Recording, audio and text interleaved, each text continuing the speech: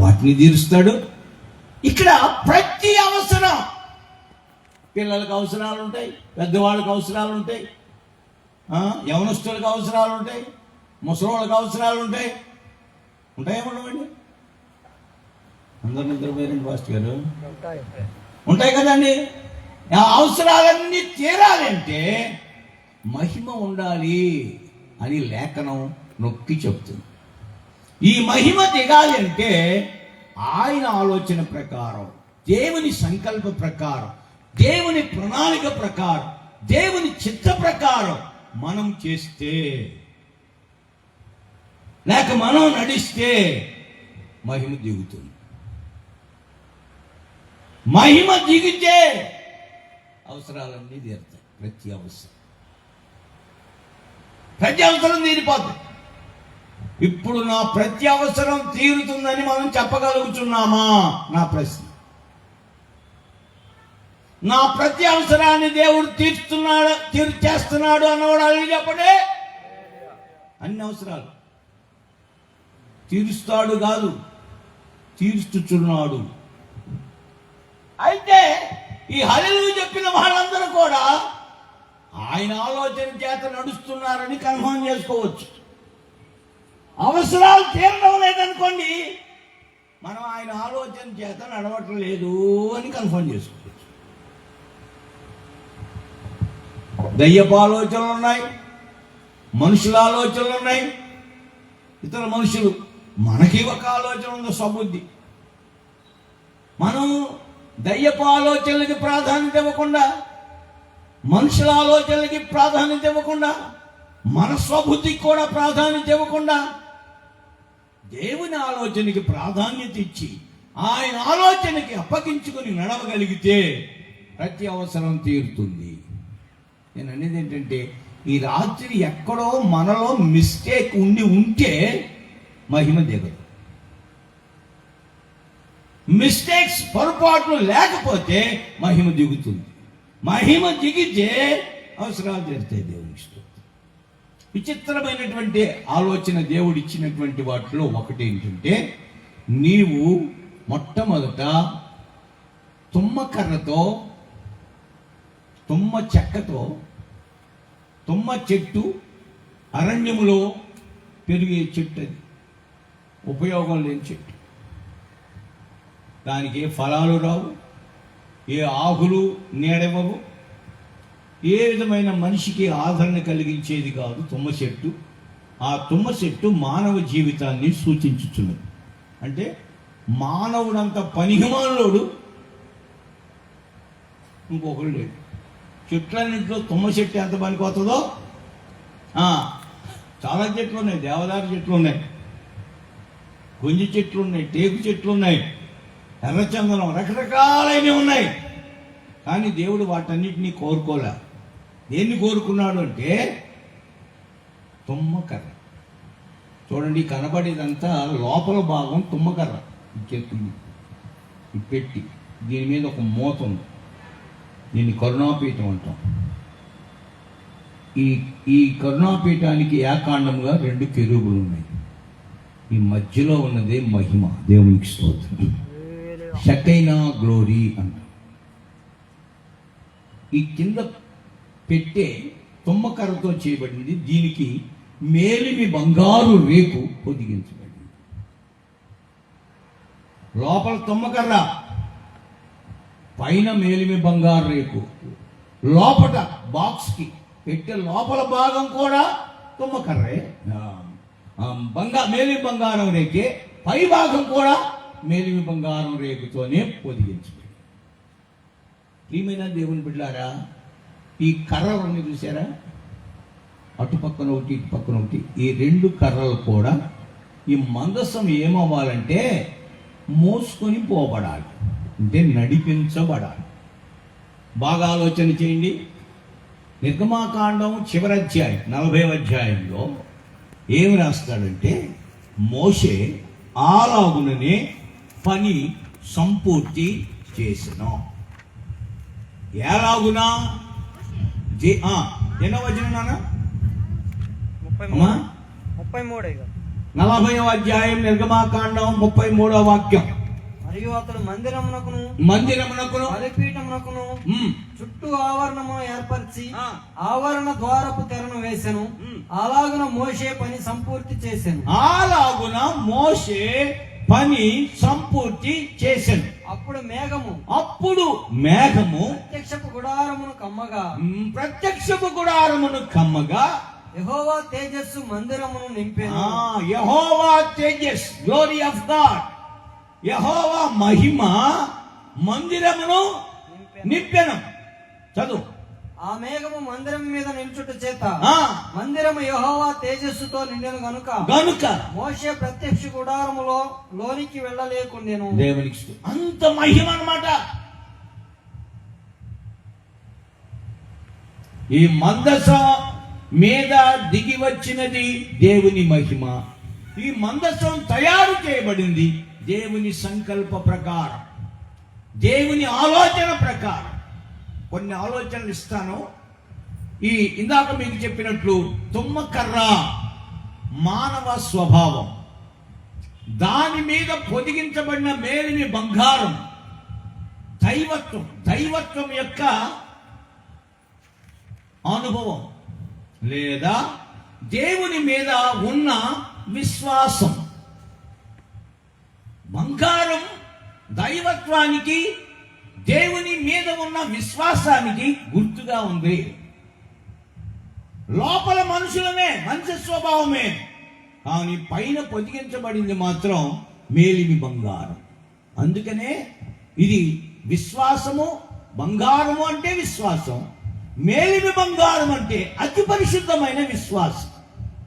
ఇంకొక మాటలో చెప్పాలంటే విశ్వాసము లేకుండా దేవుని మహిమ దిగడానికి వీలుండదు. అందుకే బంగారంతో పొదిగించమన్నాడు. మానవ స్వభావం బయటికి కనబడకూడదు. అంటే అర్థం ఏంటంటే మానవ ఆలోచన బయటికి రాకూడదు. మన ఆలోచనల ప్రకారం మన స్వబుద్ధిని ఆధారం చేసుకున్నట్లయితే దేవుని మహిమ దిగదు. మనుషుల ఆలోచన ప్రకారంగా మనం ఆధారం చేసుకుని వెళ్ళినా కొంతమంది ఏదన్నా చేయాలంటే మనుషుల దగ్గరికి వెళ్ళి, కొంతమంది దగ్గరికి వెళ్ళి సలహా అడుగుతారు. ఇది ఎలా చేస్తే బాగుంటుంది, ఎట్లా చేస్తే బాగుంటుంది. కానీ మనుషుల ఆలోచన కూడా కాదు, దేవుని ఆలోచన చేత మనం నడిపించుకోవాలి. దేవుని దగ్గర ఆలోచన తీసుకోవాలి. దేవుని ఆలోచన మనకి ఎలా దొరుకుతుందంటే ఈ యొక్క మందస్సము ఉంచే స్థలం అతి పరిశుద్ధ స్థలం. దానికంటే ముందు ఒక భాగం ఉంది పరిశుద్ధ స్థలం. దానికంటే ముందు ఒక భాగం ఉంది ఆవరణము పరిశుద్ధ స్థలము, ఇది ఉన్న స్థలం అతి పరిశుద్ధ స్థలం.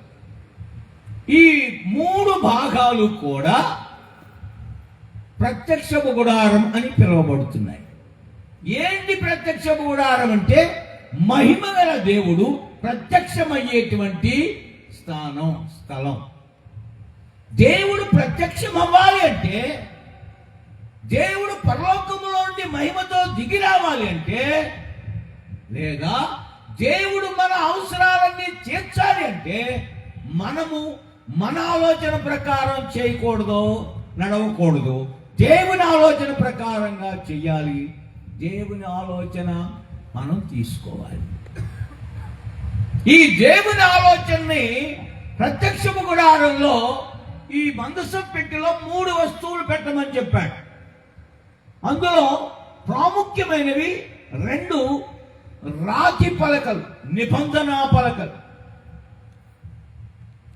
ఈ 2 రాతి పలకలు దేవుని 10 ఆజ్ఞలను గూర్చి చెక్కబడినట్టుగా, లేక దేవుని ధర్మశాస్త్ర సారం ఆ 10 ఆజ్ఞలు కలిగిన ఆ పలకల మీద ఉన్నట్లుగా మనం గ్రహించాలి. ఈ ధర్మశాస్త్రాన్ని యాజకులు ఇశ్రాయేలు ప్రజలకి బోధించేవారిగా ఉన్నారు. అందుకని దివారాత్రం ధర్మశాస్త్రం దగ్గరికి మనం ఎందుకు రావాలి అంటే దేవుని ఆలోచన మనకు దొరుకుతుంది. ఇప్పుడు కూడా మనం ఇక్కడికి ఎందుకు వచ్చామంటే దేవుని ఆలోచన తీసుకోవడానికి. దేవుని ఆలోచన ఎలా ఉన్నదో ఈ ప్రత్యక్షపు గుడారం యొక్క పాఠంను గురించి మనం చూస్తే, నేను 3 భాగాలు చెప్పాను కదండి. ఒకటి ఆవరణం.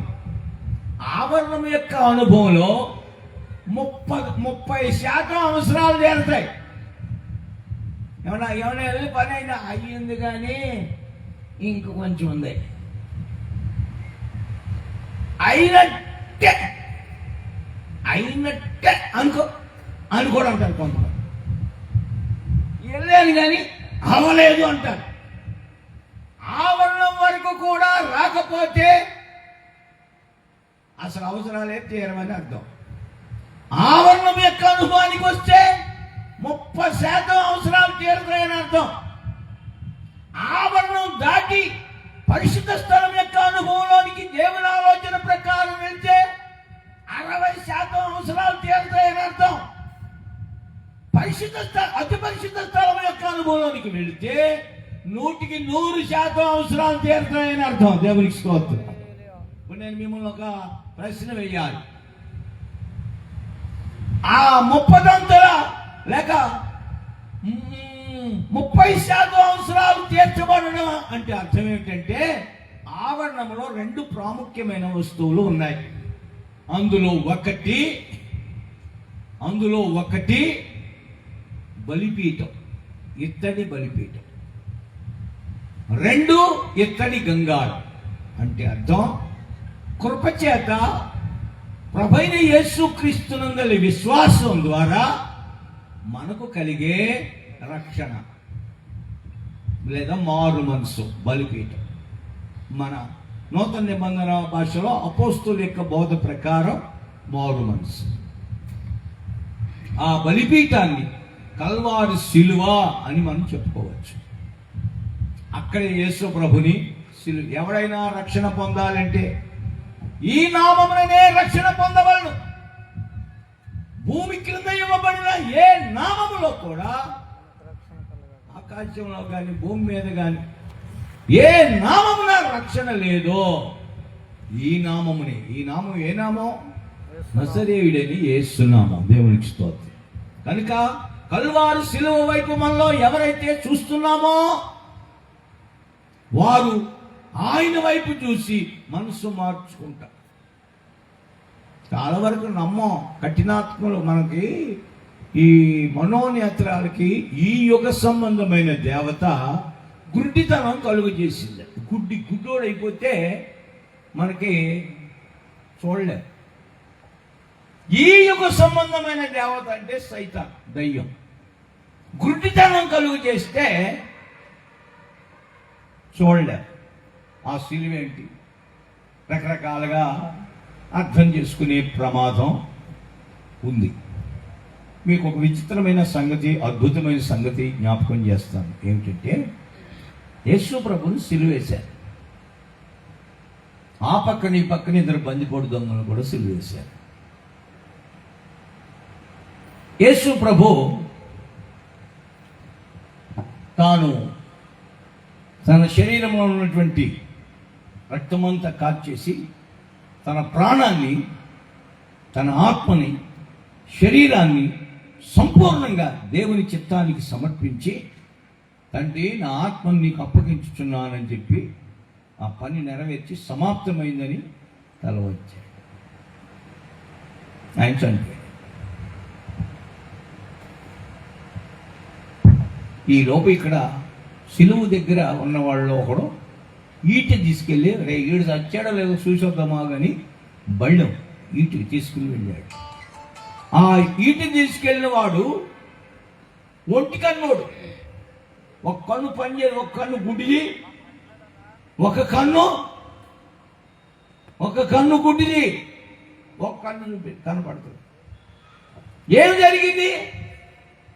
పొడిచిన వెంటనే ఆ బళ్ళెం డొక్కలో పొడుచుకొని బయటికి తీసిన తర్వాత లోపల డొక్కలో ఉన్న చివరి రక్తం బొట్టు, దాంతోపాటు లోపల ఉన్న నీళ్లు అలాగా కింద పడ్డాయి. దానిలోంచి వచ్చిన తుంపరలో ఒకటి ఈ గుడ్డి కన్ను మీద పడింది. దేవునికి స్తోత్రం.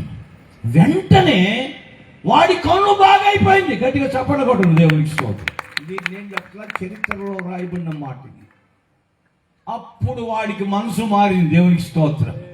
అమ్మో, ఏమండి, పొడిచిన వాడికి కళ్ళెత్తాడు ఎవడన్నా? పొడిస్తే మనం కూడా ఏం చేయాలనిపిస్తుంది? పగ తీర్చుకోవాలనిపిస్తుంది. శాపాలు పలుకుతాం. ఎలా అన్యాయంగా వచ్చి నన్ను పడుస్తున్నామని. ఆయన కూడా నువ్వు నాశనమైపోతావని అనలే. వాడి గుడ్డి కన్ని బాగు చేశాడు. దేవునికి స్తోత్రం. అప్పుడు మనసు మారదా? వాడు అద్భుత రీతిగా ప్రభుని విశ్వసించడానికి వీలైంది. దేవునికి స్తోత్రం. ఆ ప్రియమైన దేవుని బిడ్డలారా, నేను ఎందుకు ఈ మాట చెప్తున్నానంటే, మనస్సు మారాలంటే ఆవరణం యొక్క బలిపీఠపు యొక్క అనుభవానికి రావాలి. దాన్ని మారు మనసు అంటారు. కల్వారు సిలువ వైపు చూస్తే ఆ బళ్ళెంతో పొడిచిన వాడికి ఏ విధంగా అయితే స్వస్థత, మనసు మారడం జరిగిందో, ప్రభుని విశ్వసించడం జరిగిందో, ఈట అక్కడ పడేసి దండం పెట్టి ఈయన నిజంగా దైవ కుమారుడు, ఈయన నిజంగా పరలోకములోని మానవాళి యొక్క రక్షణ కొరకు దిగి వచ్చిన మహనీయుడని ఆ గుడ్డోడు అన్నాడు. వాడు నమ్మటానికి గల కారణం ఆ సిలువ వైపు చూడడం, సిలువలో ఉన్న యేసు ప్రభుని పొడవడం ద్వారా తనకు కలిగిన అద్భుతమైన స్వస్థత. దేవుని నేను ఎందుకు ఈ మాటలు చెప్తున్నానంటే, ఆవరణం యొక్క అనుభవంలో రెండు అనుభవాలు. ఒకటి మనస్సు మార్చుకోవటం, దాన్ని మారు మనసు అంటారు. రెండవది ఇత్తడి గంగాళం, దానిలో నీళ్లు ఉంటాయి, అందులో స్నానం చేయాలి.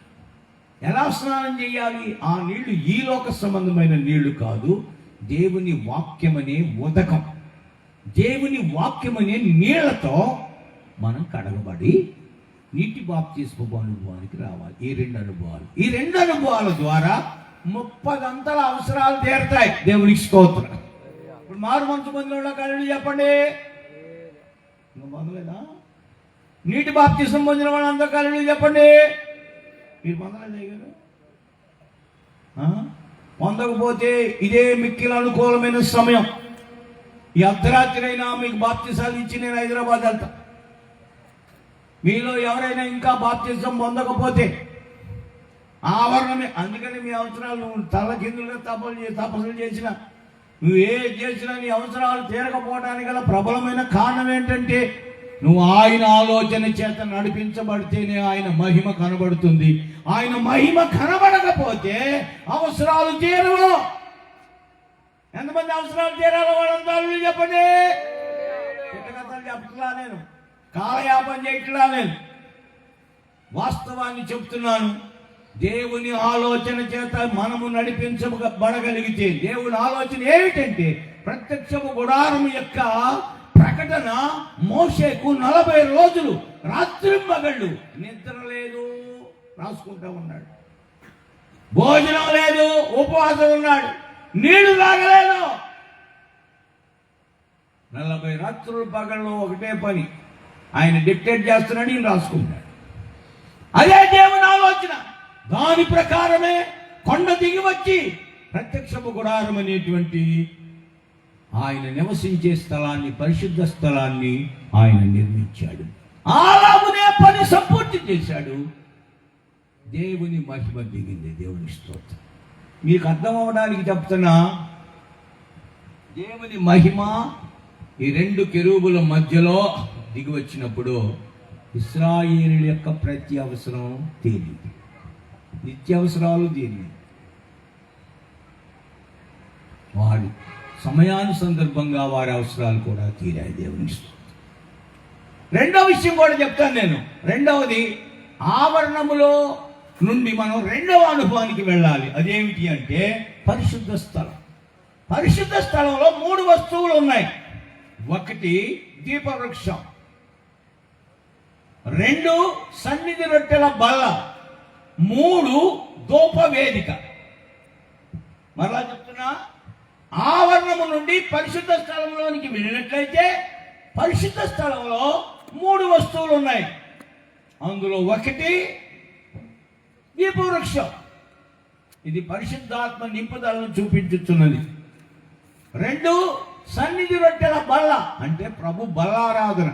మారు మనసు పొంది, నీటి బాప్తిసం పొంది, పరిశుద్ధాత్మ పొంది, పరిశుద్ధుల యొక్క సహవాసంలో రొట్టె విరిచే అనుభవంలో ఉండాలి. దాన్ని బల్లారాధన అంటే ప్రభు సంస్కారం, హోలీ కమ్యూనియన్ అంటారు. అది ఎవరు పడితే వాళ్ళు ఇవ్వకూడదు. ఒక ప్రతిష్ఠితమైనటువంటి జీవితం గలవారు మాత్రమే ఇవ్వాలి.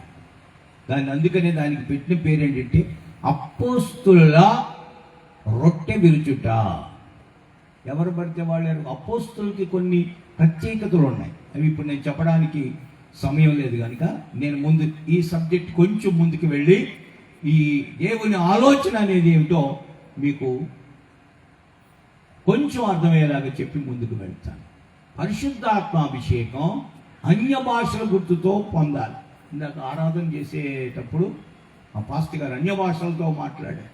మరి ఎవరో నేను చూడలేదు, నేను లోపల ఉన్నాను. ఒక వ్యక్తి పరిశుద్ధాత్మ అభిషేకాన్ని పొందినప్పుడు చూచుతూ వినుచున్న ఈ అనుభవాన్ని పొందాలి. ఇది 2వ భాగమైన పరిశుద్ధ స్థలములో దేవుడిచ్చే ఆలోచన. నేను వెళ్ళి వేరొక ఆదరణకర్తను పంపిస్తాను, ఆయన మీతో ఉంటాడు, మీలో ఉంటాడు అని ప్రభు చెప్పాడు. ఆయన వెళ్ళి 50వ రోజున పంపబడినటువంటి పరిశుద్ధాత్మతో నింపబడే అనుభవమే పరిశుద్ధ స్థలములో దీపవృక్షం యొక్క అనుభవం. ఎవరెవరైతే పరిశుద్ధాత్మ అన్య భాషల గుర్తుతో పొందుకుంటున్నారో వారు దేవుని ఆలోచనకి తమ్మును తాము అప్పగించుకొనుచున్నారు అని అర్థం. అప్పగించుకోకపోతే మహిమ దిగదో, మహిమ దిగకపోతే అవసరాలు తీరవు. సీక్రెట్ అండి ఇది నేను అనుభవించి చెప్తున్నా. మన అవసరాలు తీరాలి అంటే నువ్వు ఎక్కడెక్కడెక్కడ తిరిగి వచ్చినా నీ అవసరాలు తీరవు. అవసరాలు తీరాలంటే దేవుని ఆలోచన చేత నడిపించబడాలి. దేవునికి స్తోత్రం. అప్పుడు మహిమ ప్రత్యక్షపరచబడుతుంది. ఆ మహిమలో ప్రతి అవసరం దేవుడు తీరుస్తాడు. 2వ కార్యం ఏమిటంటే సన్నిధి రొట్టెల బల్ల. 12 రొట్టెలు ఉంటాయి దాని మీద. ఆ 12 రొట్టెలు 12 మంది అపోస్తులని చూపించుచున్నది. ఆ అపోస్తుల యొక్క రొట్టె విరిచే కార్యక్రమంలో పాలు పువ్వులు పొందాలి. దానికి ముందు శుద్ధీకరించుకోవాలి. చాలామంది గత రాత్రి నేను కైకులూరులో ఉన్నాను. ఒక సహోదరుడు నా దగ్గరికి వచ్చి, అయ్యా నేను మొన్న ఒక దగ్గరికి వెళ్ళాను, వారం బల తీసుకుంటున్నారు, అలా తీసుకోవచ్చా అని అడిగాడు. వారమే కాదు, రోజు తీసుకోవచ్చు, తప్పేం లేదు. కానీ పవిత్రంగా ఉండి తీసుకోవాలి. పవిత్రత అంటే ఏంటి? ప్రధాన యాజకులు మాత్రమే ఆ రొట్టెను, లేక యాజకులు మాత్రమే ఆ రొట్టెను పరిశుద్ధ స్థలంలో సిద్ధపరిచేవాడు, దాన్ని చక్కదిద్దేవాడు. ఈ యాజకులు ఆ వారమంతా కూడా ఆ రొట్టెల్ని లోపలుంచి వారం తర్వాత వాటిని తీసి మళ్ళా కొత్త రొట్టెలను పెట్టాలి. ఈ తీసివేసిన రొట్టెల్ని యాజకులు తినేవాళ్ళు. ఒకసారి దావీదు తన పనివారు కలిసి ఒక యాజకుని దగ్గరికి వెళ్ళారు. అయ్యా, ఆకలేస్తుంది, మాకు తినడానికి ఏమైనా ఉంటే ఇవ్వండి అని యాజకుణ్ణి దావీదు అడుగుతాడు. దావీదు తనతో కూడా ఉన్న పనివాళ్ళు. అప్పుడు ఆయన ఏమన్నాడు అంటే, సాధారణమైన రొట్టె నా దగ్గర లేదు, ప్రతిష్ఠితమైన రొట్టెలు, తీసివేసినటువంటి ప్రతిష్ఠితమైన రొట్టెలు ఉన్నాయి. దేవుని సన్నిధిలో పరిశుద్ధ స్థలంలో వారం అంతా ఉంచిన తర్వాత మరలా మార్చిన తర్వాత ఉన్న రొట్టెలు ఉన్నాయి. అవి తినాలి అంటే మీరు పవిత్రంగా ఉండాలి, మీ వస్త్రాలు పవిత్రంగా ఉండాలి. అంటే అర్థం మీరు స్త్రీలకి దూరంగా ఉండాలి. ఈ సంగతి చాలా మందికి తెలియదు. తెలుసుకోవాల్సిన అవసరం ఉంది, దేవుని ఆలోచన ఎలా ఉంది అని.